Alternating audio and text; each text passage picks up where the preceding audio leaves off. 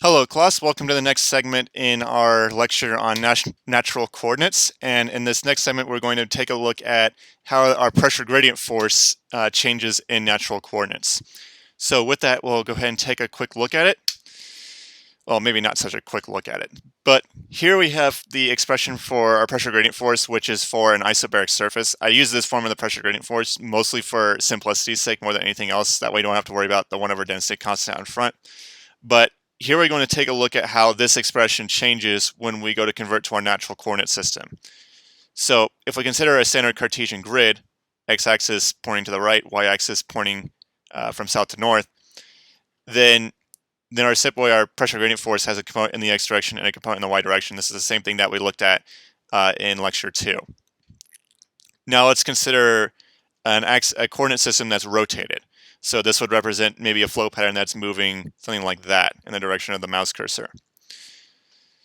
Now, to sort of understand how exactly this pressure gradient force changes when we go to our natural coordinate system, let me propose the following hypothetical scenario to you.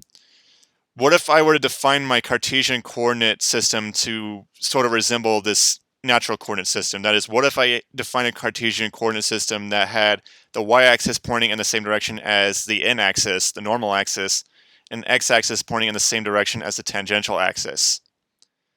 Well, if I did it that way, then any change that goes in the direction of this hypothetical x-axis, which again points along the tangential axis, any hypothetical change that goes in the x-axis will be an equal quantity to the actual change that occurs in the direction of the tangential axis. So put in short, if I define my x-axis to point in the same direction as the tangential axis, then any change in the x direction, dx, will just be equal to any change in the tangential direction, which is represented by ds, which might be mildly confusing, but I guess using dt was just out of the question because that could be confused as a change in time.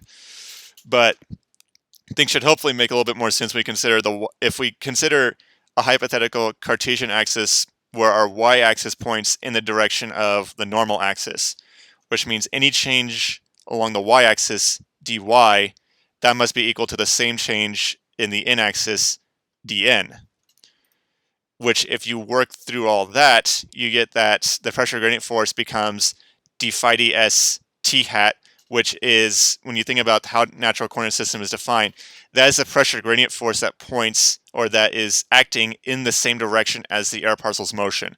So that would be, if my air parcel is moving, in this case, in sort of an east-northeasterly direction, that would be the pressure gradient force that acts along the east-northeast direction, or even in the opposite direction. So the pressure gradient force could point along the air parcel's motion, or it could point in the opposite direction, as this specific component of it.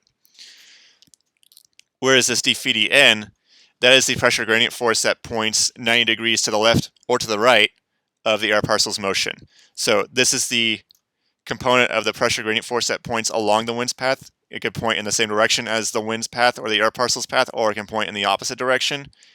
And this term represents the pressure gradient force that is pointing 90 degrees to the wind's trajectory, or towards the parcel trajectory.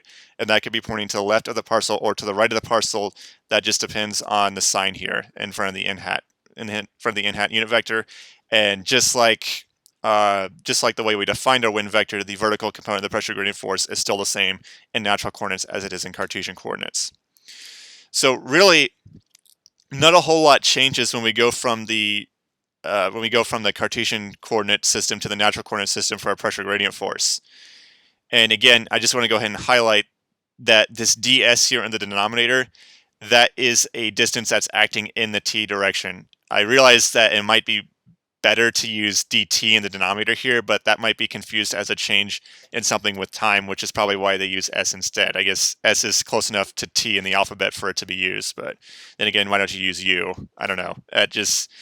This just doesn't really make a lot of intuitive sense to me. In fact, if it were my decision, I would probably just call this lowercase t or uppercase t to say that this is pointing in the same direction as the tangential axis, but that's just my personal preference, and for the sake of avoiding too much confusion and for the sake of not getting a whole bunch of flack from the scientific community, I'll use the standard tradition as much as I disagree with it and just say that this ds does in fact represent any sort of change in distance along the t-hat or the tangential axis.